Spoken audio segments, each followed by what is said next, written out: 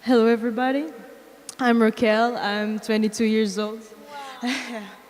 I'm a biologist, and I'm finishing my master's degree right now at Aveiro University in Portugal in environmental education. Besides my normal path in education, I've been doing some courses and experiences during the past 8 years. I've been in some eco-villages around Europe, learned the basics of permaculture and transition movements, and made a course of training of trainers in Estonia by Global Eco-Village Network. All of these experiences made me see the world in a different way. I think I chose biology because of that. Especially the field biology is a way of protecting the planet. But even then, I realized I missed something, and I think I finally understood what that something was. It was the educational part. I remember when I was a child, we used to play around outside, during classes breaks, get all dirty, play with bugs. No one was afraid of animals, and we just wanted to play with them. Unfortunately, as I got older, I realized that even my generation became afraid of animals and disconnected a lot with nature.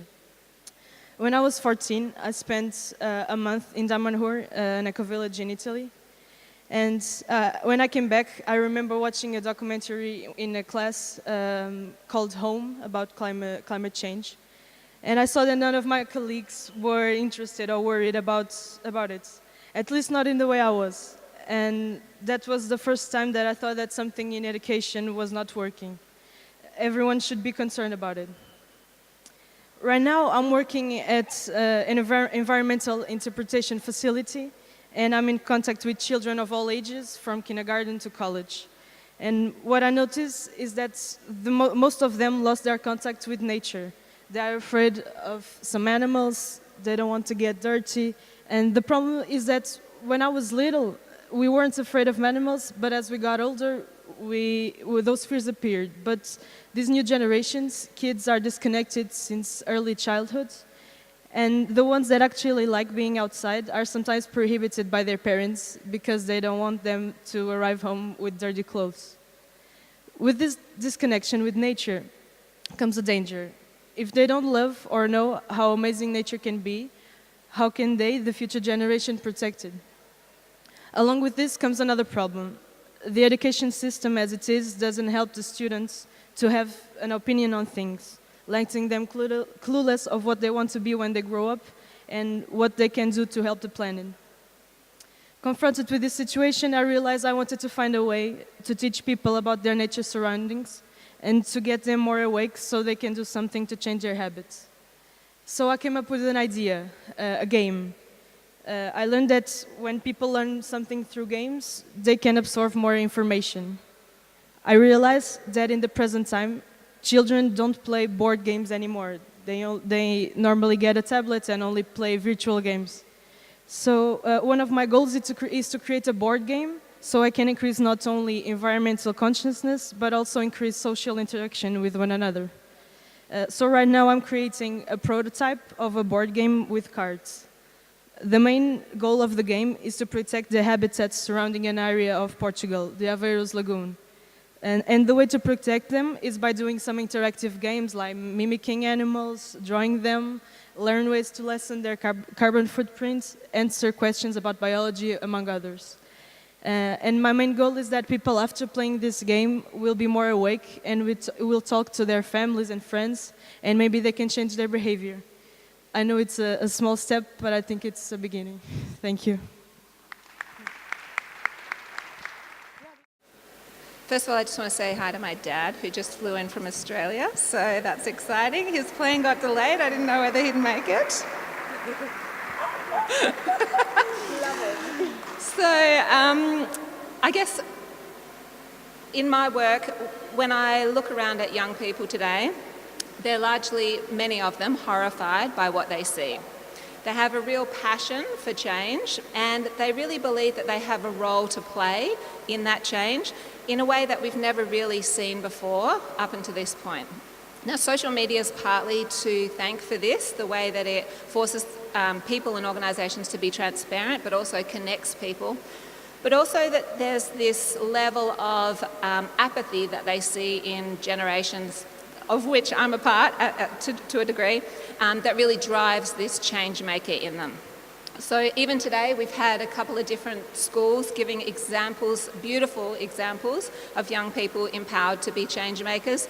Greta Thunberg and the school strike last week is another beautiful example. In Australia, there's lots of examples. The Australian Youth Coalition movement had a huge role to play in stopping the Adani coal mine, mining coal in Queensland.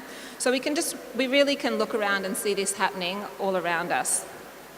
And just like the global women's movement, it's really amplifying issues and conversations that up until now haven't really been part of the dialogue because of the lack of women on boards and the lack of women in leadership positions. So too is the global youth movement reshaping both the political and business landscape. And they're doing it in a couple of ways. First of all, they're changing the political conversation through their lobbying and political activism. Secondly, they're reshaping the impact agenda in the for-profit business world. And thirdly, they're really seeing themselves as these entrepreneurial change makers and sometimes heropreneurs. So we'll talk about in a minute. And what we really need to do is amplify and give power to this movement. So let me unpack the ways that they're being change makers a little more and unpack our role in that. I guess firstly, millennials and Gen Zs aspire to join global companies that are doing more than just lining the boss's pockets. They really want to come to work and be able to have a successful career, but also have a really big impact and work on problems that are big, important, wicked problems even.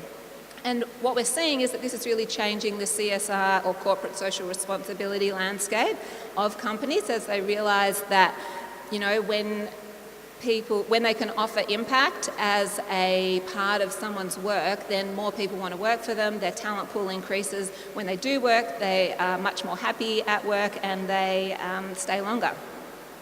So really what's our role as, clearly I'm not a young trendsetter.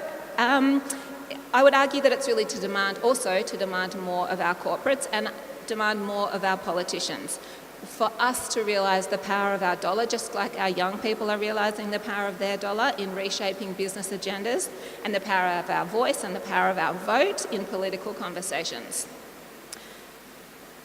If we're in business, then we really need to be looking at how we can embed social and environmental impact into our business model, both because I said it increases our talent pool and keeps people happier, but also because it drives innovation in a way that also leads to increased profitability, which at the end of the day is really important in a for-profit business. And secondly, I just want to really talk briefly about millennials seeing themselves as entrepreneurs and this entrepreneurial mindset, because we really want to encourage this.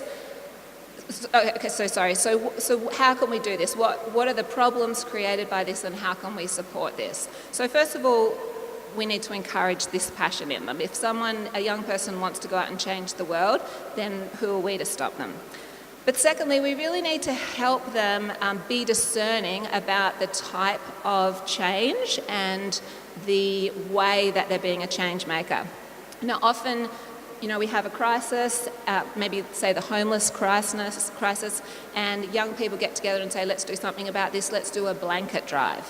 Now in theory that seems like a great idea, but in practice it's actually just solving or trying to put a band-aid, I guess, on the problem rather than tackling it from a systems change perspective, and in the process often diverting really important resources and money away from initiatives that actually tackle the homelessness problem itself, not just the result of the homelessness.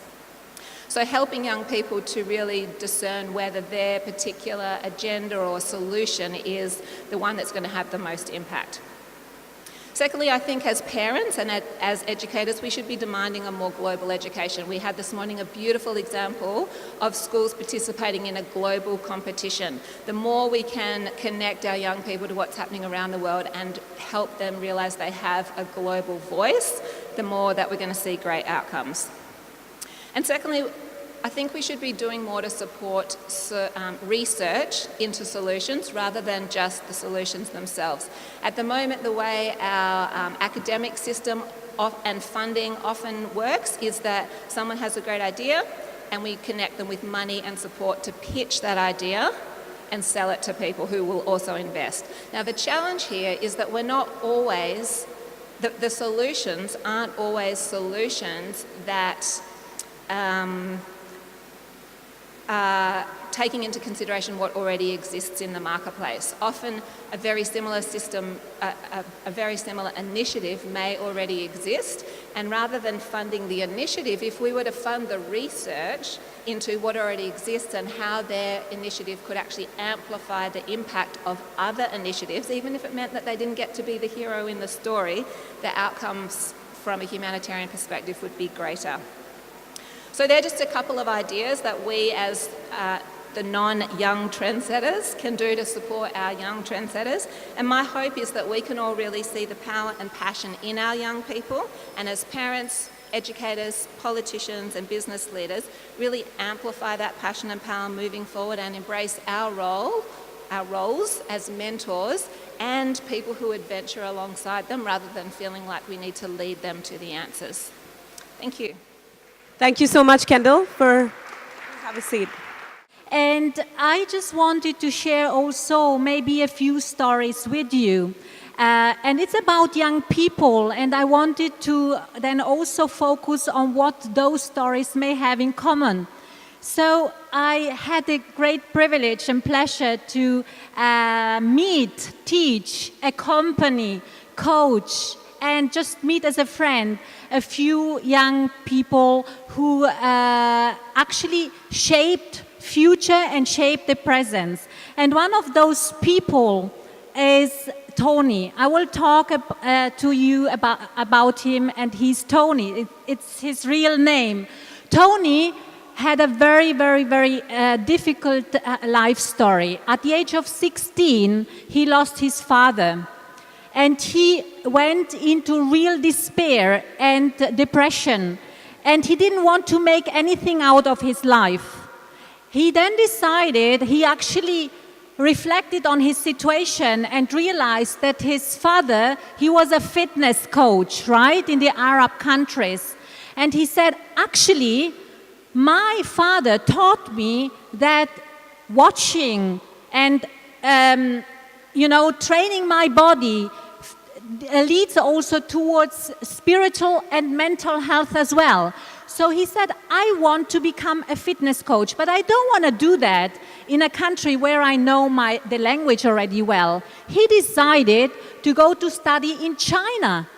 And he went to study to China, not in Shanghai, in big cities where many, many, many international students would be. No, he decided to study in a very small university town where there were 40,000 students, and he was the only foreign student. And he said, you know what, when I came there, I got bullied actually because nobody could understand me. I couldn't understand them.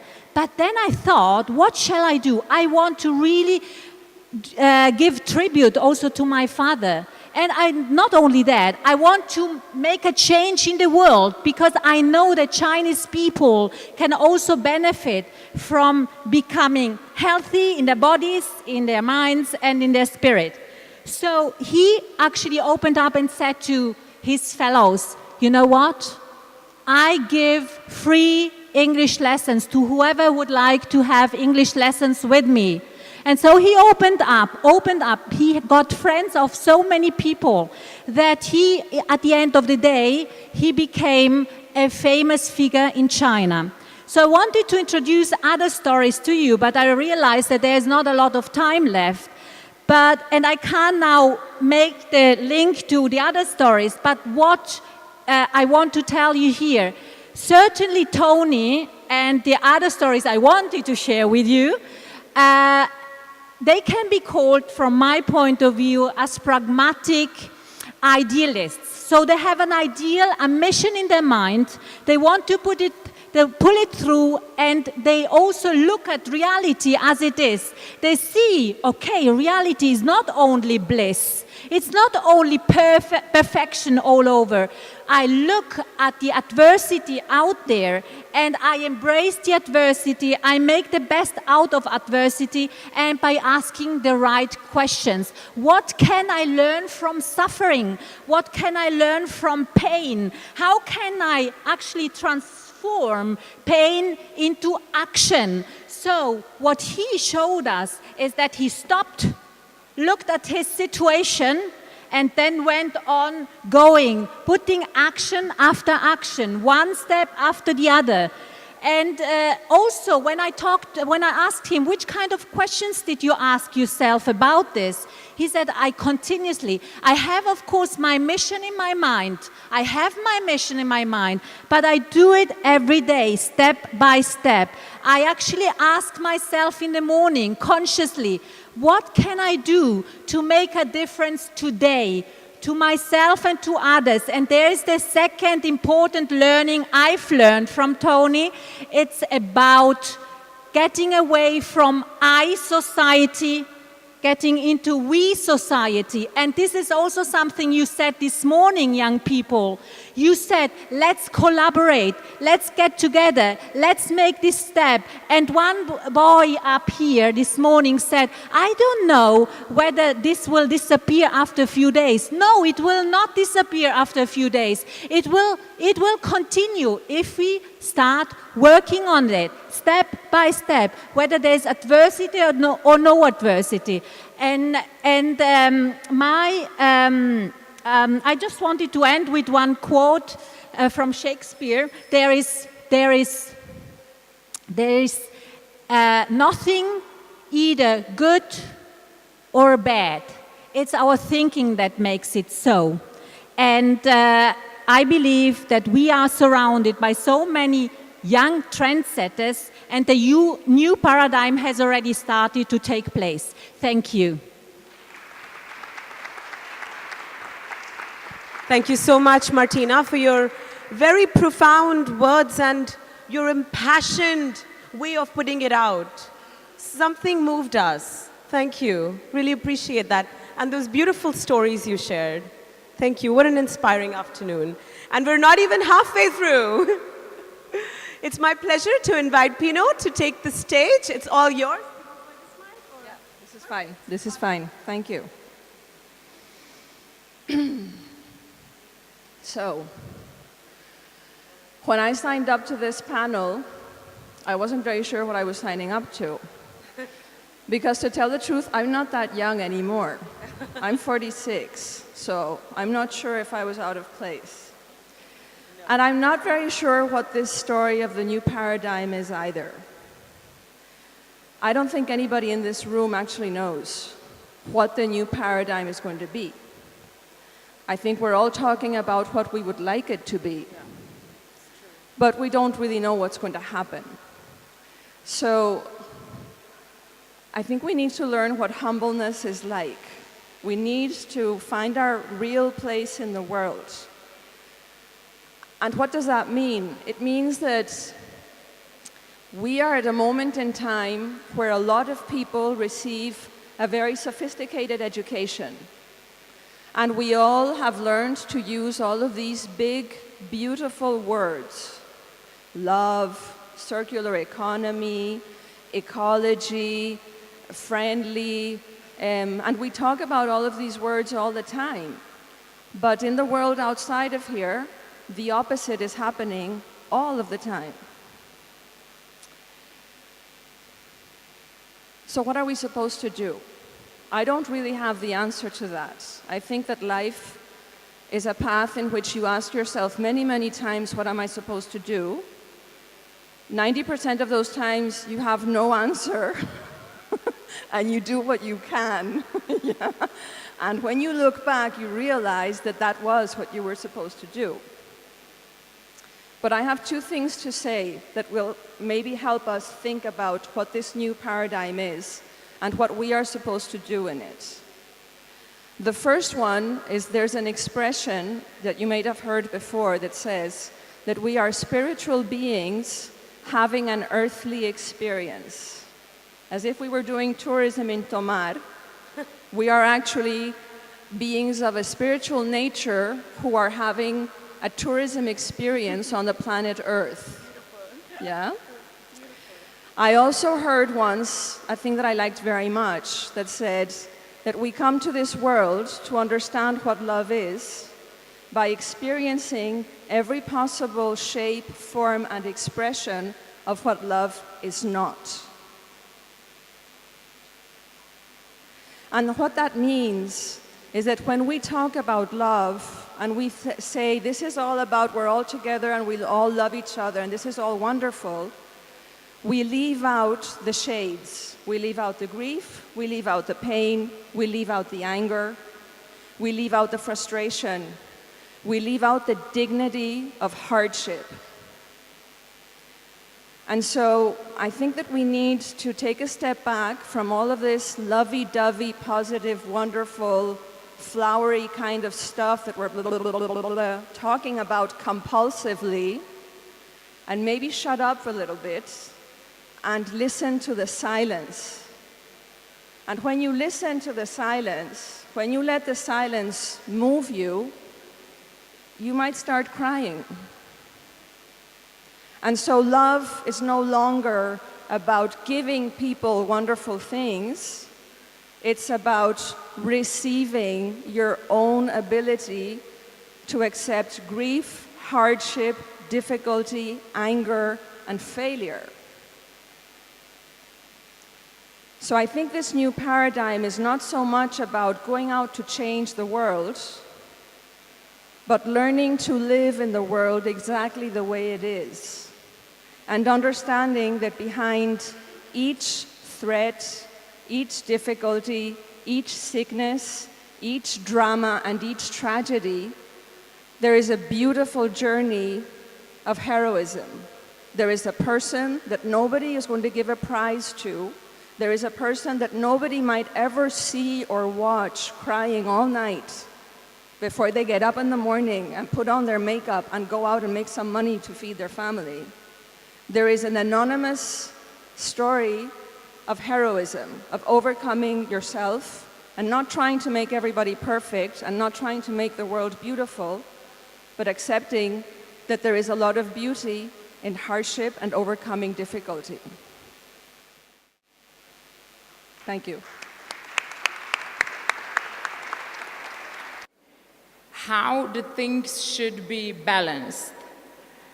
I was thinking at home while trying to prepare my speech how to say who the young trendsetter is. Is the young trendsetter my 7-year-old boy, or is the young trendsetter somebody in mid-20s, me? Who that is? My philosophy is that the older generations can help to the young trendsetters to become that.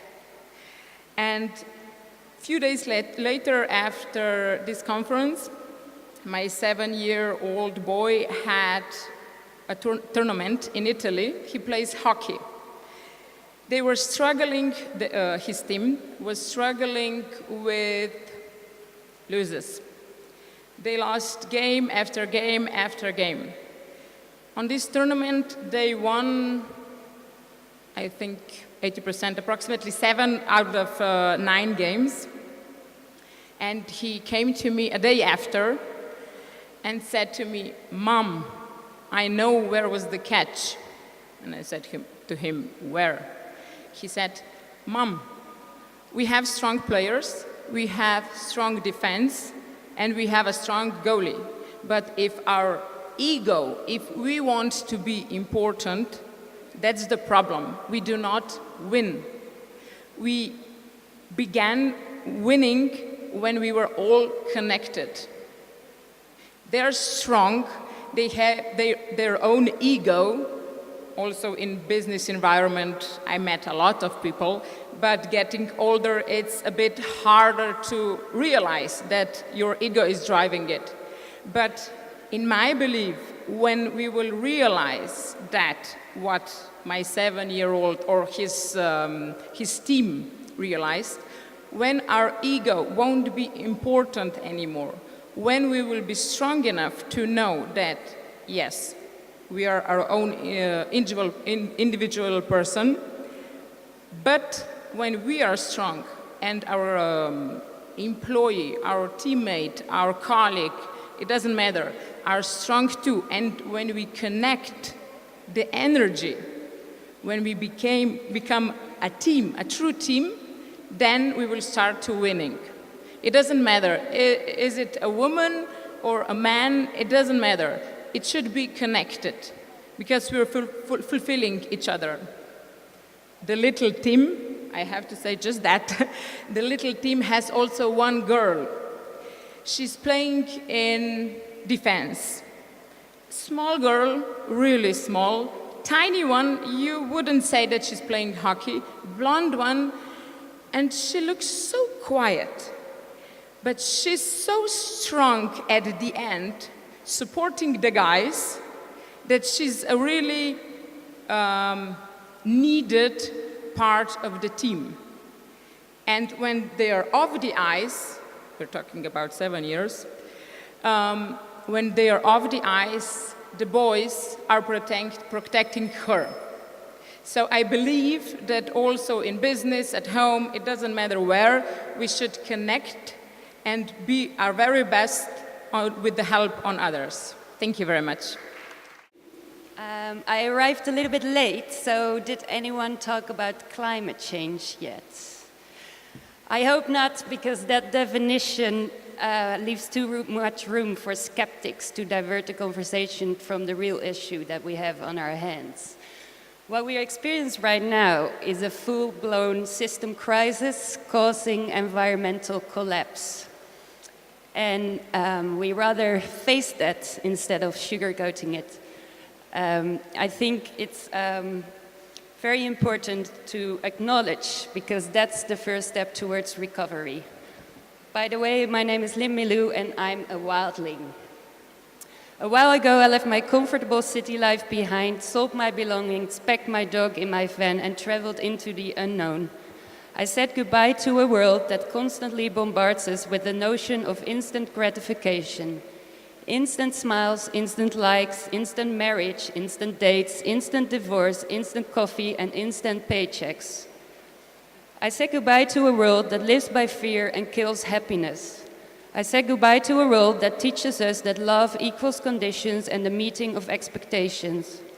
I said goodbye to a world that carefully molds our ability to experience true freedom, true joy, true love, and true happiness into a reality of compulsive attachment.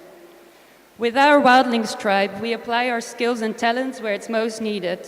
We are based in a remote area in central Portugal, where we find alternative models that are circular and regenerative. We underline the urgent need for rewilding, the need to rewild a large area on our planet, as well as the need to rewild our human selves. I think you all heard our fellow wildling Greta Thunberg say, "I don't want your hope.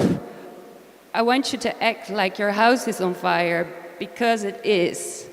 Our houses were on fire on October 2017, and thousands of others. 400,000 hectares burned to the ground in just one night. That is 4 times the size of a city like Paris and 4 times the size of the most raging wildfires in California last year. To this date, 17 months later, the millions of disaster aid money sent by Europe have not arrived in the places where it's supposed to be. Within our urban environments, virtual worlds, and our days controlled by our calendars and smartphones, chasing commitments, we have been very detached from nature and therefore equally far from ourselves. We are nature, after all. If you had told me, the city girl, this a few years ago, I would have looked at you as if you were crazy. But the past 4 years living in nature have taught me a lot about the severeness of my own conditioned mind. The more digitally enhanced our lives become, the more nature we need. I do value the benefits that technology offers us, but we do need balance, and that balance has been seriously lacking in our Western society since the Industrial Revolution set in. Hence our feelings of being stuck and the multitude of mental disorders that surface like mushrooms these days.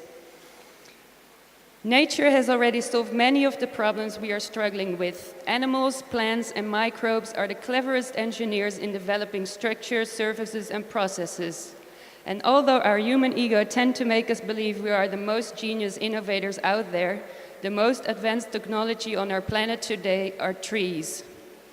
Instead of going back to nature, we can move towards nature. We don't have to go back to our caves. We can establish a mutual beneficial relationship with nature without compromising on modern-day comfort and all the privileges we are able to enjoy. Our linear thinking and linear models are present in every aspect of our lives. To create a sustainable future based on nature's law rather than corporate law, we need a system change on all levels. Wildfires, floods, drought, extreme weather are only the visible expressions of the imbalance we've created beneath the surface. Building higher dams, deploying more firefighter planes, or dimming out the sun will provide nothing but a band-aid over the infectious wound that's occurring between ego and eco. Our superiority complex is what keeps us from taking a step down. We need to understand that separation is an illusion and that we, the human species, are as much part of the web of life as any insect, mammal, or plant. We are nature. As long as we continue with the destruction, violence, and exploitation driven by greed and selfish gain, we continue to see those elements play out in our own lives as well. Our capitalistic goals and actions are the true cause for this system crisis, causing an environmental collapse. And now we have the choice whether we continue to be the most destructive, aggressive, and violent virus on this planet, or whether we decide that we, as the dominant species, focus on minimizing the harm we inflict on our planet towards other life and our own species. The interesting part to get to this destination is that it doesn't depend on any governments or corporations, because the work to be done is an inner job, for which we don't need anyone else but ourselves. We all have the individual power to make different choices today. It's going to be a wild ride. Let's build dreams. Thank you. Thank you, Lynn. I'd like to invite Renata Minerbo. Please welcome her. On the last 10 years, I've been engaging in social impact projects and in inspiring events like these ones. And this experience makes me believe that the biggest innovation, the biggest trend is actually very simple. It's actually valuing ourselves from what we are and what we know. And after decades of this huge and excessive individualism that we can't take it anymore, I see a huge growth of the valuation of the links, the social links and the community links. We have this need to belong. We have this need to identify ourselves, to find our own identity. And this connection strengthens community and make change happen. Today, I think one of my most precious values in my life is simplicity.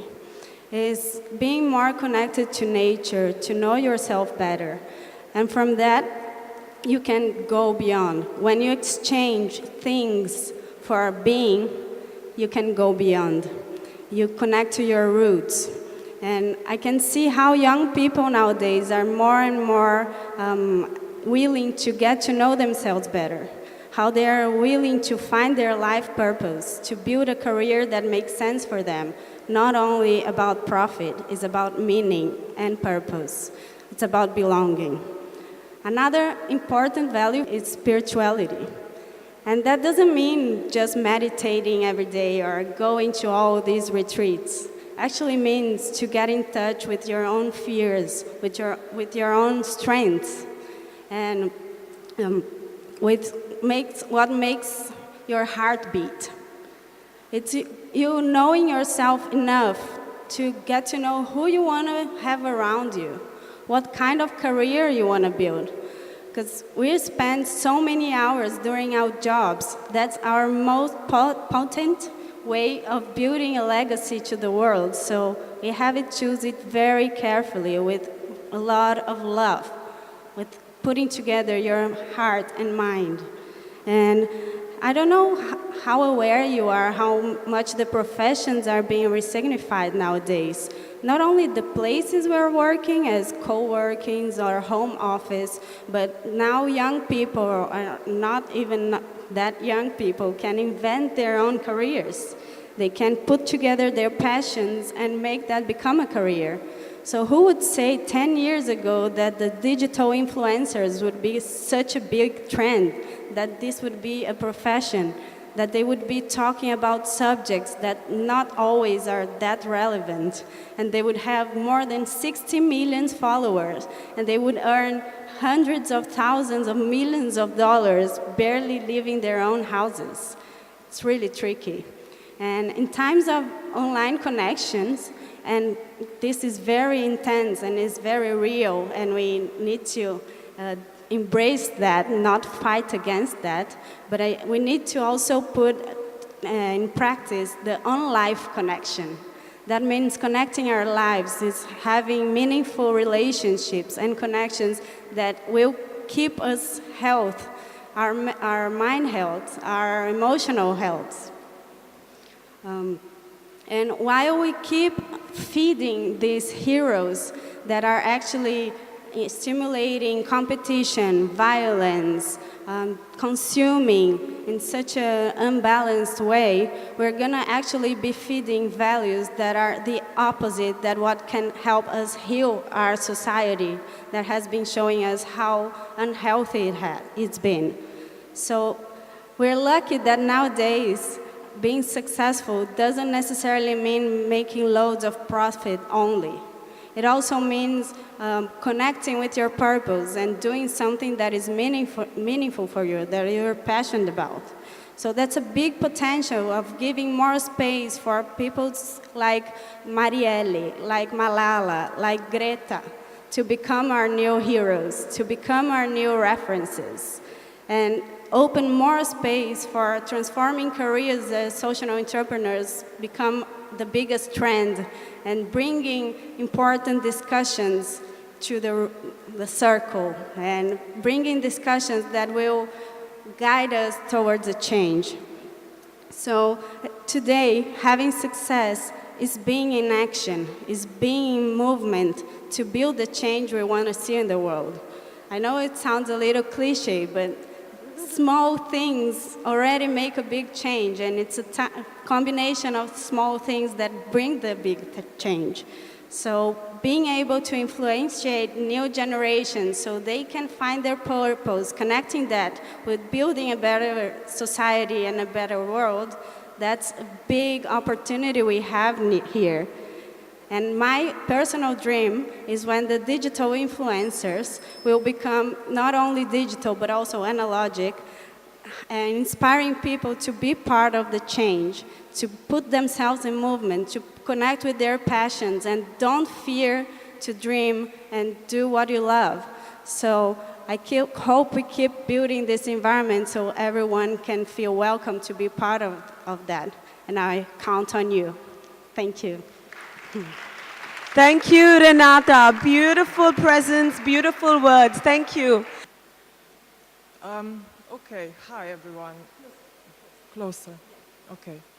Let me tell you this first. So I found out that I'm speaking here 10 minutes before we started, because apparently I applied by mistake. So I didn't prepare a speech.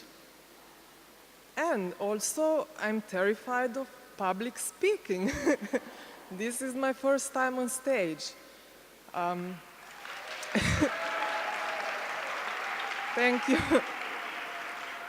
It's getting to a point. So, despite 7 years of being a criminal lawyer, this is in my past, and despite, yes, working with groups and making videos online, this really terrifies me, standing on stage. But I had to do it because I feel that my life and my work and me, I am in service of the new paradigm. And how do I understand the new paradigm? I call it also New Earth. For me, this is building a world that is more harmonious and better world for all of us, where we are all creating for the highest good of all.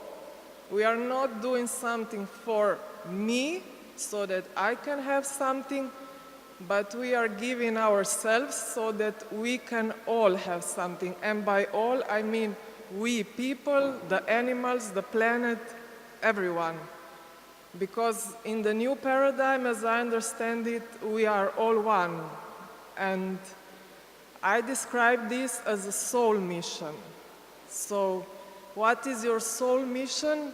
Is something that you feel deep within is calling you, probably ever since you can remember, but maybe you weren't listening because they were telling you it's not possible, they were telling you it's never gonna happen, there's no point. And just because we live in these systems, the Matrix, you know, some of you have seen the movie Matrix, and this is really not a movie, it's a documentary, because we are living in these systems. And these systems scare you from following your soul mission. And I think this is a crucial part of building the new paradigm, and I see so many young people doing this now. And I count myself in there, even though I'm in my 40s.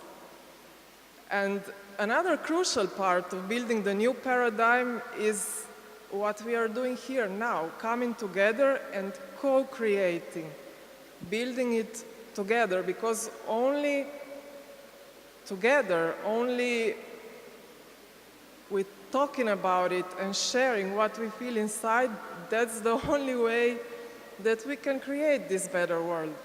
And yeah, this is what I have. I will not get the bell.